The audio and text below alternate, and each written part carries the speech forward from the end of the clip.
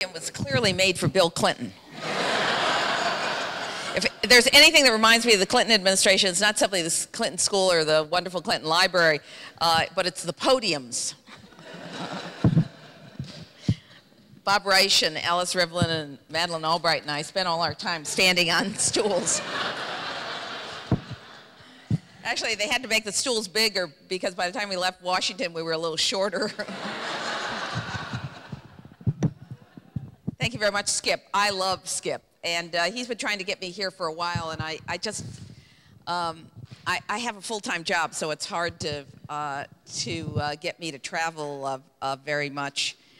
I want to talk a little about the importance of the Clinton School and the people of Arkansas's commitment to training the next generation of people in public service. It's what people like me worry about. I went to the Maxwell School at Syracuse, one of the great schools of public administration.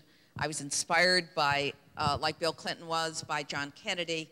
I served 2 years in the Peace Corps. I've spent my whole academic career going in and out of government.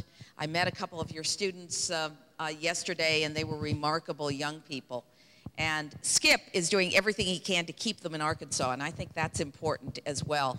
I told the governor last night, who we had dinner with, that I actually love state government. You give me a choice between federal, local, or state, and I much prefer state government because it's where you can get things done. And a lot of my colleagues and fellow classmates in the, from Maxwell went into state government. And I spent a little bit of my career in state government trying to rescue New York City when I was an academic at Columbia. So I particularly am attracted to what the Clinton School is trying to do, and the fact that you've been able to get Skip to run this. He's the perfect guy. He likes young people. He worries about the public service, and so I'm happy to join him. Skip was one of many people from Arkansas that I met as part of the Clinton team. I had actually, it was embarrassing, I had known the Clintons forever. I had never been in Arkansas until the president asked me to come down to have a conversation with him about possibly joining the cabinet. Actually, I didn't know what he wanted to have a conversation with me about because they didn't tell me on the phone. They said, I was in Madison, Wisconsin. They said, get to Arkansas. That was not easy. It looks like it's a straight line, but the airlines didn't agree with it. So I have enormous respect for the people that came from Arkansas to Washington. Every single one of them were just remarkable, gifted people. So I'm happy to be here with all of you. I can talk about a lot of subjects, whether it's the health care and what I think that the presidential candidates, including my very good friend Hillary Clinton, is or is not going to be able to do. But I thought I might talk about what I'm working on now, because I want to talk about it as part of a life in public service, because we've got some students here that are also interested in how you get into these kinds of things. About 6 months ago, I got a phone call on my cell phone, would you believe, and it was Josh Bolten, the Chief of Staff to the President of the United States. Now, I sort of know Josh Bolten. We wave at each other every year at an annual dinner. But to have Josh Bolten on your cell phone, particularly as you're about to walk into a meeting, and he said, Donna, he said, the president wants to talk to you. And I knew it wasn't Clinton.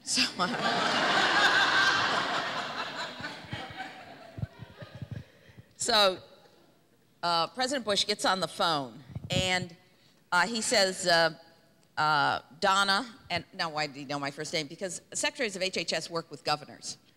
And the one thing you did in the Clinton administration, if the governor called you, returned their phone call immediately, no matter where you were in the world. The president had been a governor. So President Bush is on the phone. He said, Donna, your country needs you. And I said, Mr. President, I've heard that before. What is it you have in mind?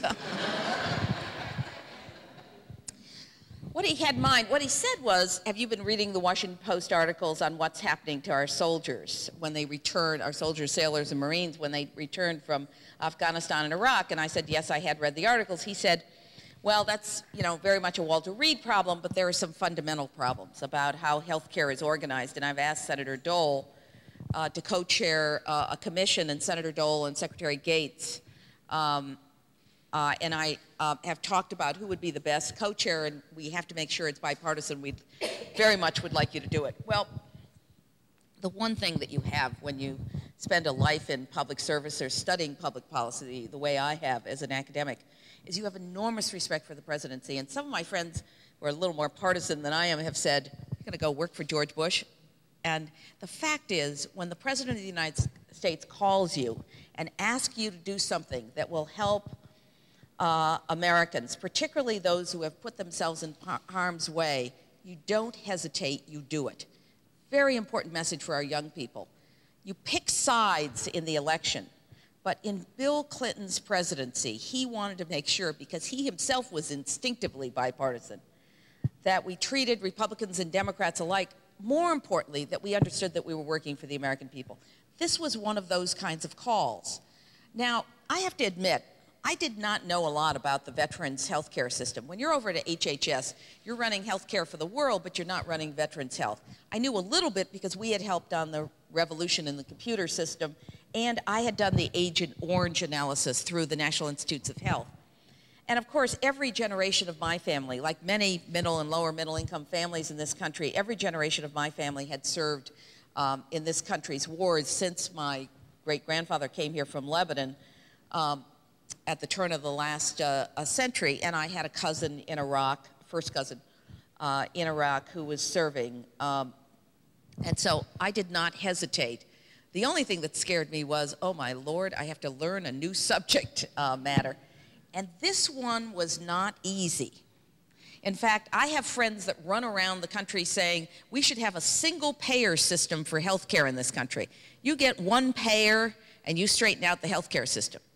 This is a single payer system that's a mess, which means it doesn't mean whoever pays the bill doesn't guarantee that you get high quality health care. So let me give you a sense of what we found and then what we suggested as an alternative. And of course, I had working with me Bob Dole, who's one of the great experts on veterans health and on military health care, had spent a career, had been severely injured himself in the war. The difference between Bob Dole's generation, the greatest generation, and this generation coming back from Iraq and Afghanistan, and this is the way I want to start, is that in his war, for every soldier that was killed, one was injured. In this war, for every soldier that's killed, 15 or 16 are injured. The quality of battlefield medicine, trauma medicine, is extraordinary. At the University of Miami, we train these teams for the Army before they go over. The nurses, the technicians, the surgeons. What we can do on the battlefield now in this country is magnificent. We save people who would have died in previous wars, and that means that what they come home with if they're injured is far more complex and is never just one thing. There are other things that went wrong as part of it. A soldier hurt in Iraq today can be at Walter Reed with the best medicine in the world by Tuesday. That's unbelievable. Even going through Ramstead in Germany, they'll get them over very quickly. So it's a different kind of medicine, a different era, a much more complex injury system that you need to put in place.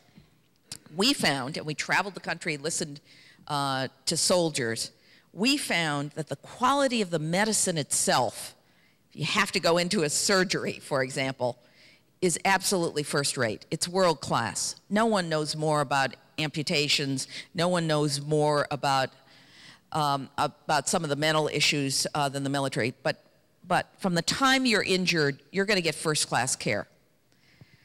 What happens to you after you're discharged from the hospital is the problem. It's the outpatient piece. You've got to see a lot of doctors and a lot of therapists. These are the people that are the most severely injured, which is where the controversy is. Maybe 5,000 of them during the course of the world war. It's not that many people. But they have to see a lot of people for an extended period of time, and that's where the system broke down. Now, think about this. It also breaks down in the United States. The outpatient stuff is never as well coordinated as the inpatient in the hospital. So it's not surprising that there's a fragmentation of the healthcare system once you become an outpatient in the military because that's what we have in the United States in general for health care. But for these soldiers, unless they have an integrated recovery program and it's well coordinated, they're not going to get well very fast. More importantly, they're going to be frustrated. Now, why the frustration? All of us at our ages would have the normal frustration. Think of an American sailor or Marine or soldier as a world-class athlete. That's what the voluntary Army is. And someone who's president of the University of Miami knows about world-class athletes. That's where I knew more than Bob Dole, because he's not interested in sports. I take one look at these kids and talk to them, and I know exactly where their heads are. So they're frustrated, they want to get back into life, or they want to get back into the military, and all of us believe, whether you're Republicans or Democrats, that they ought to get the best. The president said to us, and I've never had a Republican president say this to me, whatever it costs. That's when I knew that he was really committed, no matter what the bureaucracies were going to say or anything else. But he said, whatever it costs, we cannot do enough. Most of these soldiers and sailors and Marines who are injured go right back into the military. They fix them up, they go back. Most of them don't even come over here to the United States. For those that do, the thousands that do, they end up at Brooke. If they have severe burns, they end up at Walter Reed. There are a handful of places, in addition to if they're discharged and go into the disability system, then they end up at one of the VA hospitals. It's a different generation with a different attitude. They don't want to stay at home and get a check. They're young, they're athletes, whether they've lost a leg or an arm or have post-traumatic stress disorder, they want to get back into life. The current system for taking care of them once they get out of the hospital is both disorganized and confusing. Because every time we've tried to fix it over the years, we've added new program, new regulation. I told the story last night. I once worked for Moon Landrieu. Some of you that are older might remember that he was mayor of New Orleans. And he came in the second part of the Carter administration to be Secretary of HUD, and I was the Assistant Secretary at HUD. And I had worked before that. The first secretary was Pat Harris, who was a very famous civil rights lawyer. And Moon Landrieu came from a city, so he had a different attitude, the attitude of, you know, who are the consumers? And Moon called me in one day, and he said, Donna, I wrote all the regulations in the department. I was the policy assistant secretary. He said, Donna, you've got a serious problem down there in your shop. And I said, what's the problem? He said, you keep hiring these Phi Beta Kappas. He said, they write regulations that only Phi Beta Kappas can understand. This was an important lesson. He said, you have to write rules and regulations for our programs that people of average intelligence like me can understand and administer. And one of the problems you run into in Washington, and Medicare is a perfect example, is we add and add to the regulations. 3 years ago, I spent my entire Christmas vacation with a schedule that my mother had given me for every relative over 65 to enroll them in Part D in Medicare.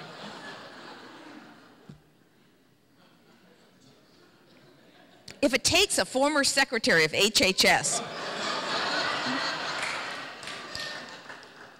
you can imagine what it's like for an injured soldier or for their family. So what's happening with the outpatient thing?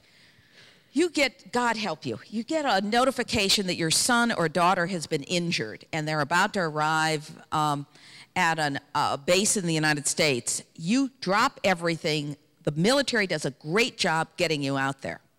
You get out there, you leave your job, you leave your friends, you leave your mortgage payment, and it might be a spouse or a grandparent or a parent that flies out to be with the injured soldier. You do exactly what every parent or every wife or husband would do.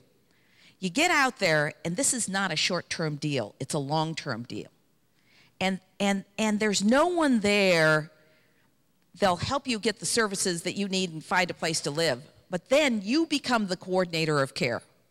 The outpatient in this country is being coordinated by mothers and fathers and wives and husbands and grandparents.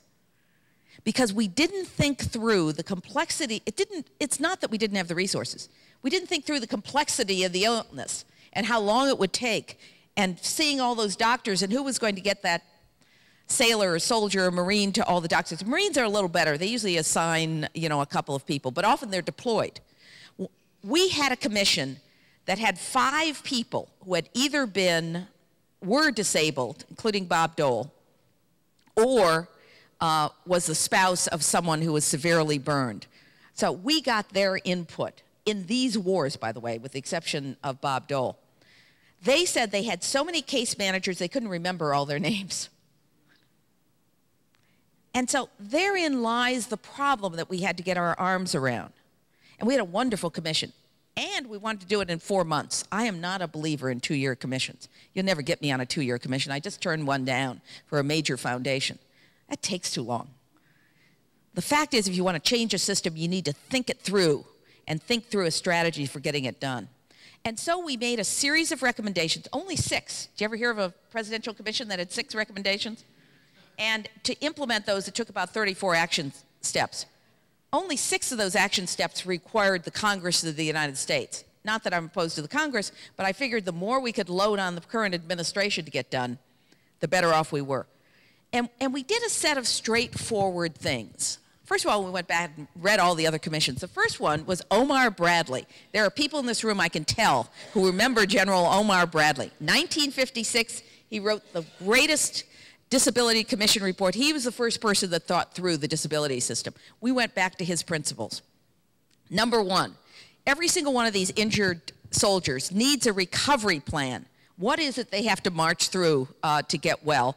And a recovery coordinator, and that person cannot be active duty military because they're going to be deployed in 6 months.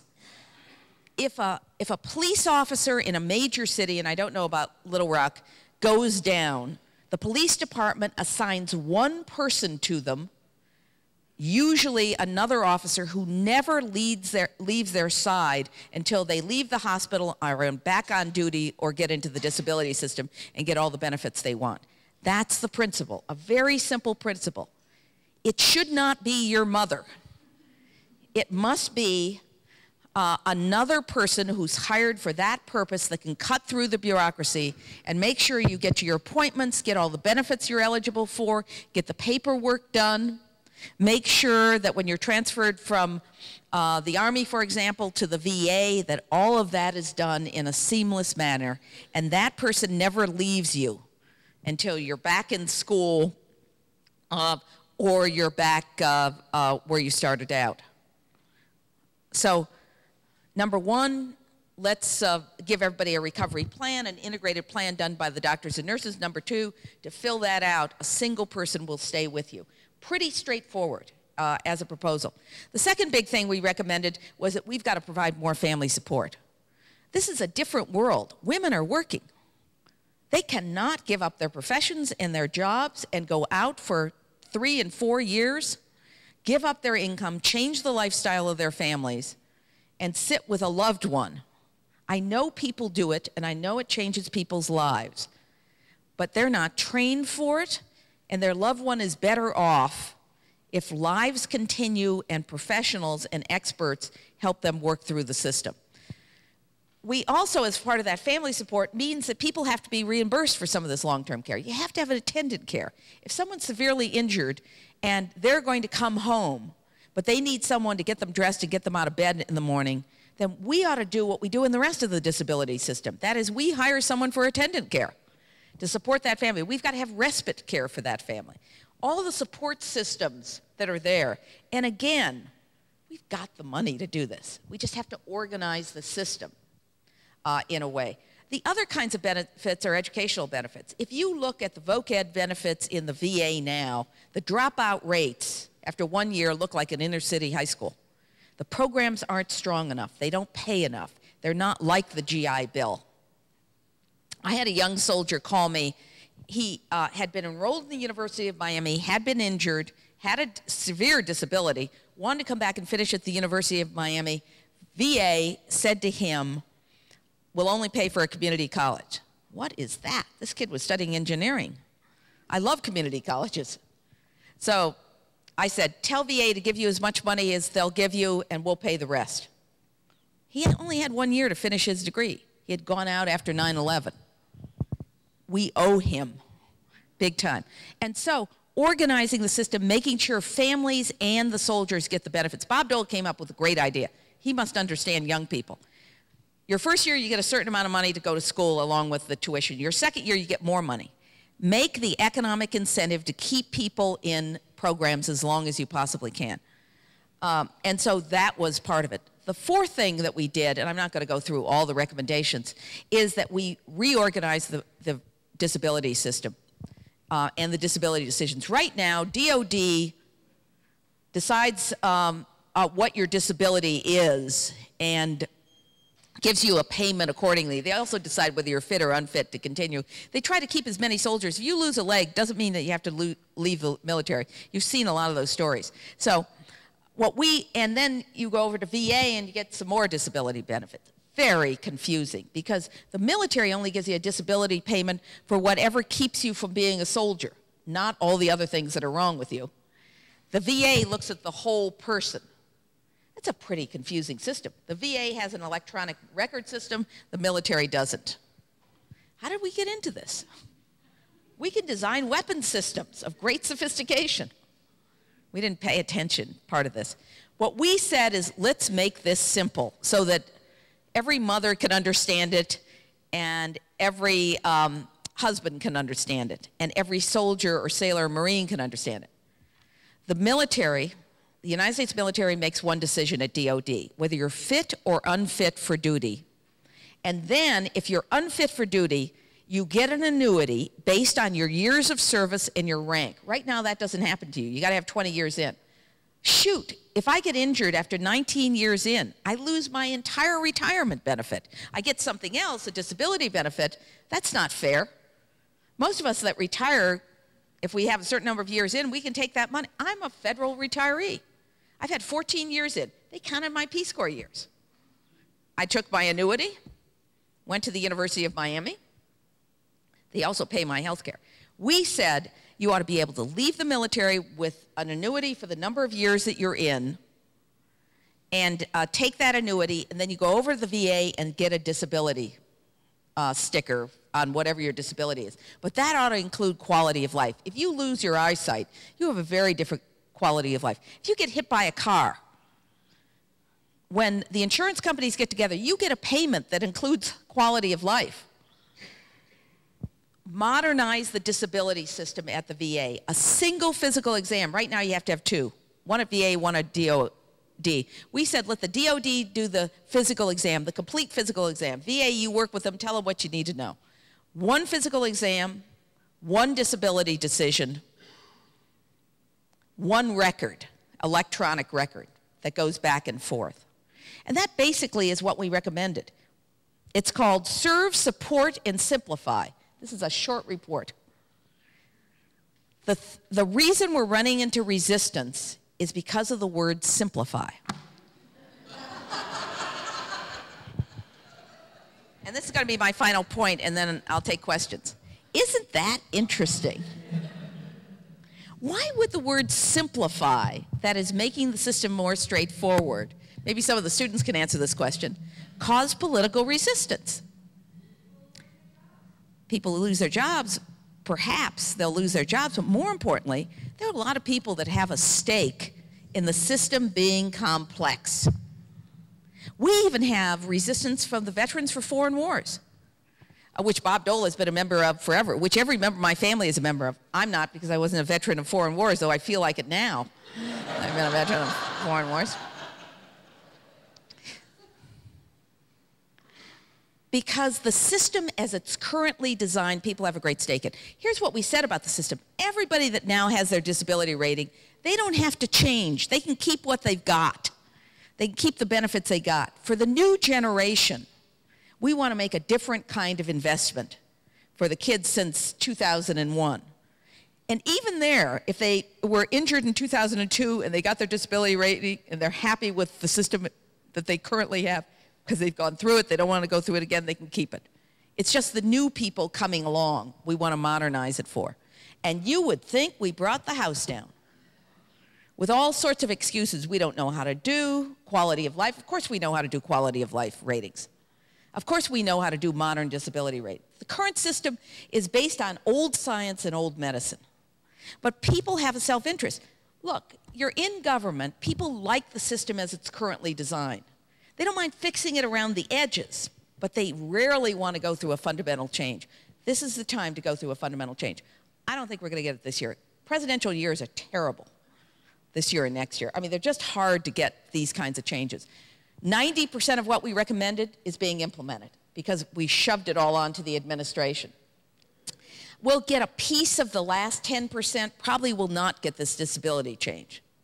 Simplify. Remember that, and particularly the students, remember that as part of government and as part of politics. Someone said to me, did you anticipate that? And I said, absolutely. That's why we put 90% of our recommendations for the president to implement, because I figured he could beat on the bureaucracy to get it done. And in fact, he's told the two secretaries, implement. He doesn't want to hear any nonsense, implement. And they're in the process of doing it. I expect it'll take 1 year to implement our major recommendations. The VA disability, DOD stuff will take a little bit longer. So that's what we did. You're sitting here thinking, how could anyone think so clearly about the system? You got to think about the ways in which it's organized and how you can help it. There are a million more recommendations you could make.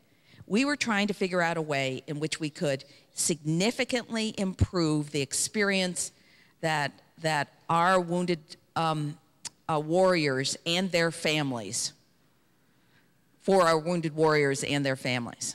And that's what we did, and that's what I spent the last 6 months neglecting my job at the University of Miami. No wonder our football team isn't winning. Thank you very much.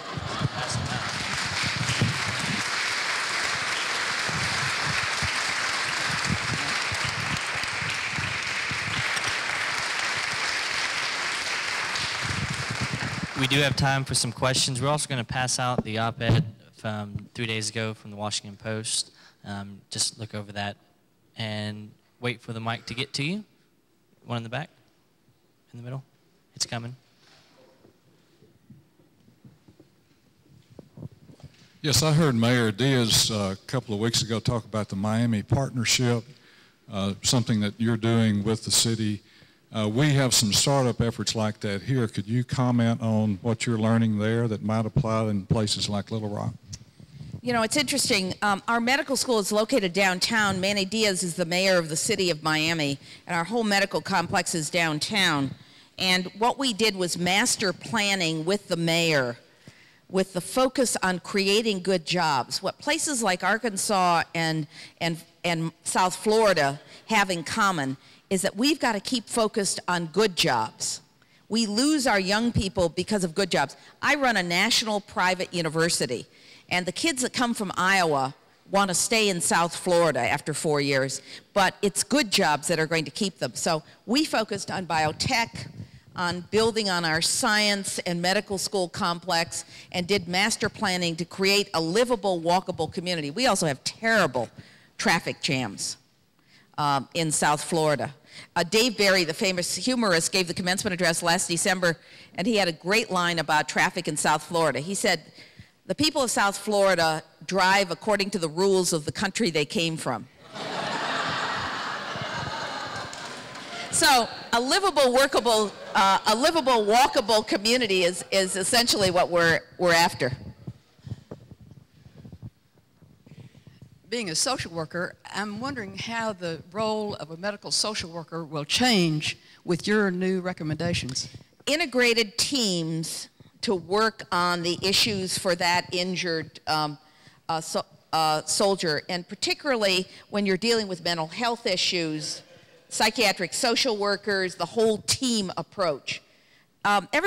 We also said you could contract out to the private sector. We think if someone's in a rural area and doesn't want to commute to the local VA, if you put together a treatment plan and there is a local team of social workers, physicians, nurses that can actually play out that treatment plan, even with someone from the big city working with them with telemedicine, that people want to go home. One of the reasons why PTSD is showing up later is because, boy, you're a reservist and you get to, you come back and your commanding officer said, okay, anyone that's having problems, I want them to tell me now. And you're thinking, oh my God, they're going to hold me up for 2 weeks and I want to go home. So it shows up a year from now or 2 years from now or 2 months from now. So social workers play a very important role as part of the treatment team. I have a question about PTSD. Is anything done proactively, like psychological screening, which could identify people who cannot handle high levels of stress before they are assigned to combat zones? Not much. They do psychological screening, but for the volunteer army. They do try to weed people out, you know, at the beginning. And they certainly, during the training program, have some of that. But the fact is, everybody that goes into combat is going to have a trauma experience. The question is, can you predict completely what's going to happen to it? What they're doing now, in fact, if this war has done anything, it's helped to remove the stigma for the military of mental health. We've got mental health teams that talk to soldiers when they've come back in the field, in Iraq. There's a mental health team that tries to work with the unit that comes back after they've gone through a terrible experience. So it's integrated into the field much more. And for the first time, you hear the leaders of the military, though it's not seeped all the way down, it's slightly less macho than the kind of shell shock experience of World War II or Vietnam, but much more sensitive. And of course, the fundamental difference of how we've welcomed these soldiers back and our attitudes toward them. I was telling someone the other day, every time I see someone who's clearly coming back from Iraq at the New York airports, everybody's trying to buy them dinner. And someone said to me, are they having trouble going through the lines? They have to stand in lines. I said, are you kidding? Last week I was in Miami and there were a whole bunch of soldiers that were in line, and everybody stepped aside and told them to go in front. People clap when they walk into the room. Whether you like the war or not, that's different. That helps from a mental health point of view. But it's a whole different world out there in mental health. Can they find enough professionals? They cannot. They're not hiring enough people. We don't have enough people. But at the end of the day, it's really VA that's the experts. I have to tell you, even in the private sector, well, we've got some experts in our private rehab hospitals, not at the level. We need a better standard of care, better diagnosis. In the back. What is the likelihood of universal health insurance being enacted in the next 5 years? I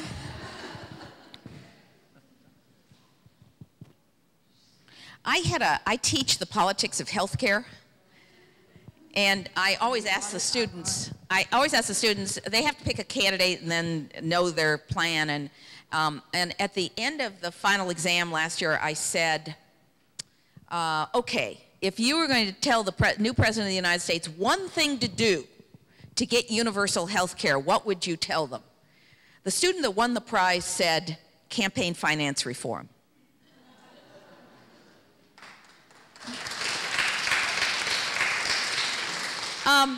I think that we're going to get more coverage. I don't see the politics of a single payer system. If you look at most of the Democratic plans, they're just expanding health care to get more coverage so that we'll get close to universal coverage. Watch the states.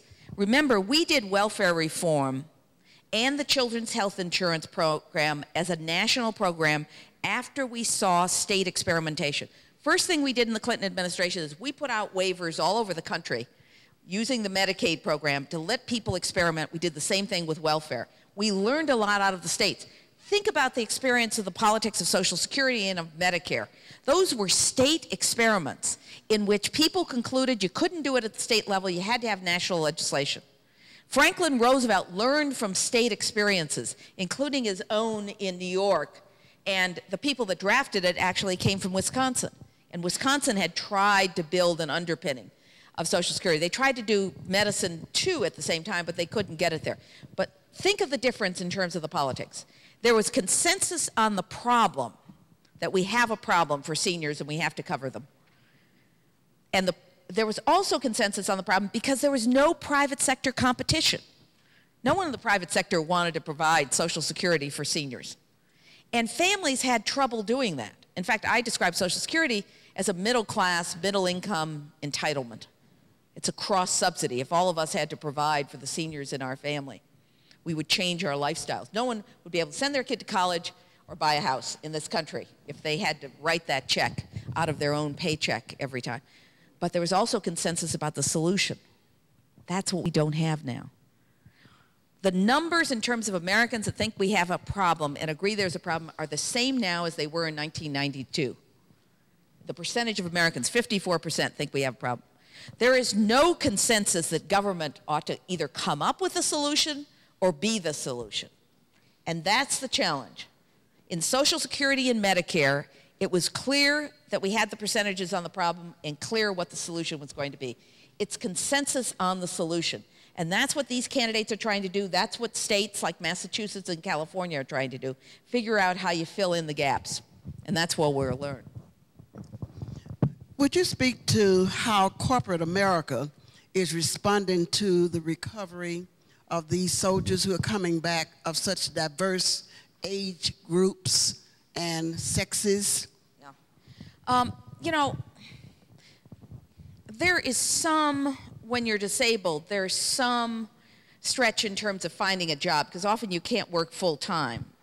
One of the things that we recommended is that a disabled soldier, sailor, or Marine who is getting disability, they also get health care forever, TRICARE forever, that their family get TRICARE. And the reason for that, get health care forever, is that we think there's more flexibility in finding a job if you don't have to find a job for health care for the rest of your family.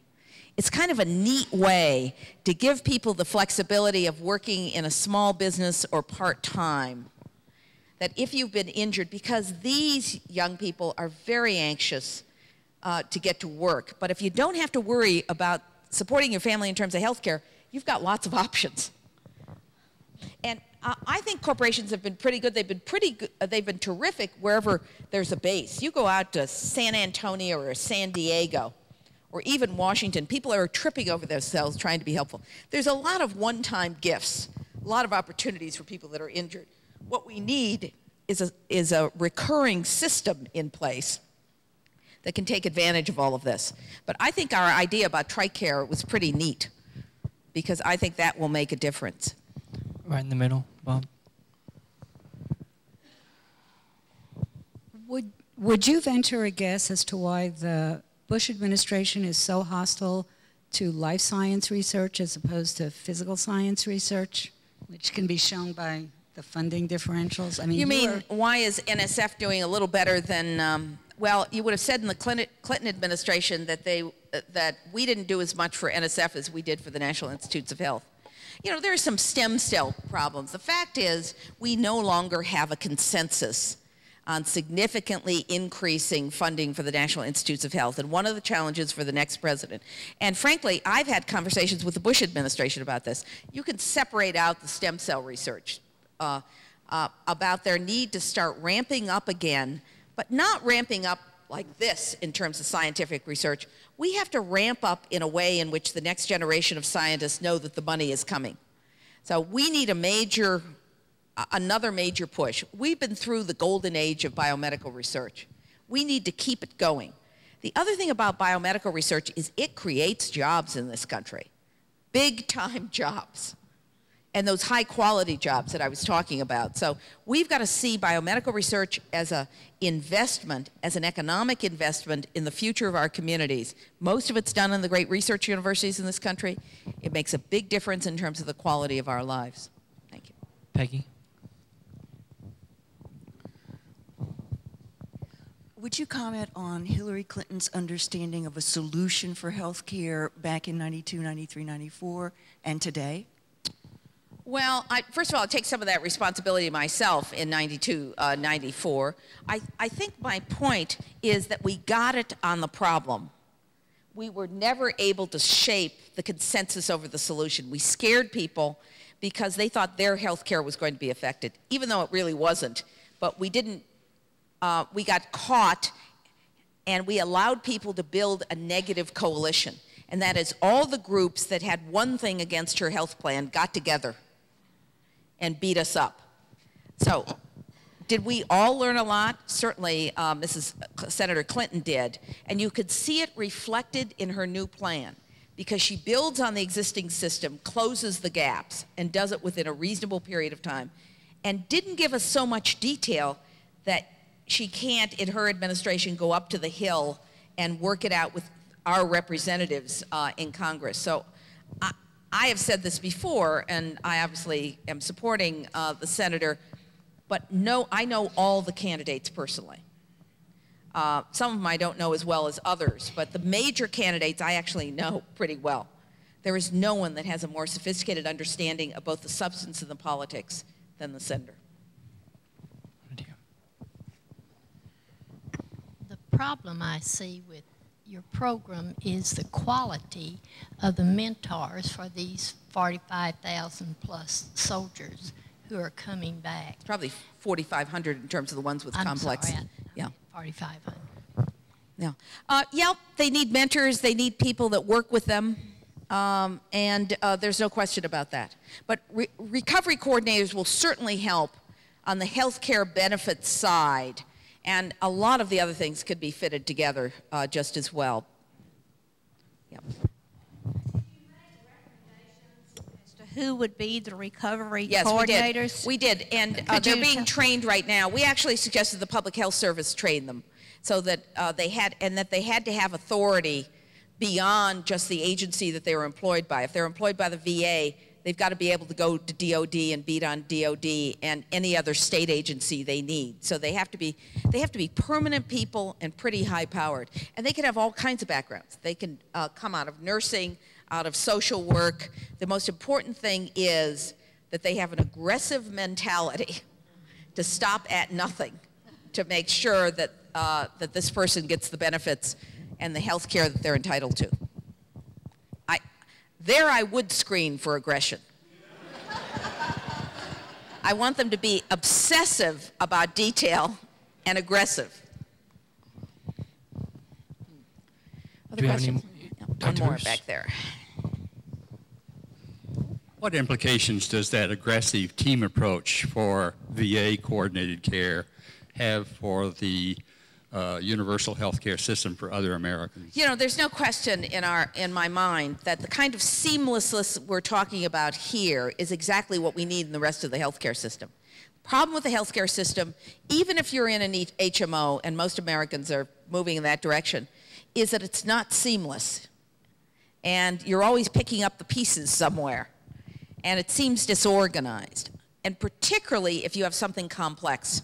And the older you get, the more complex our illnesses get. So we can learn a lot from the system. What we've learned now is that a single payer doesn't guarantee the quality and the seamlessness unless you design it and organize it that way. All of American healthcare needs to be seamless, needs to be organized in a straightforward way. And if we can't understand it, we ought not to pay for it. Thank you very much.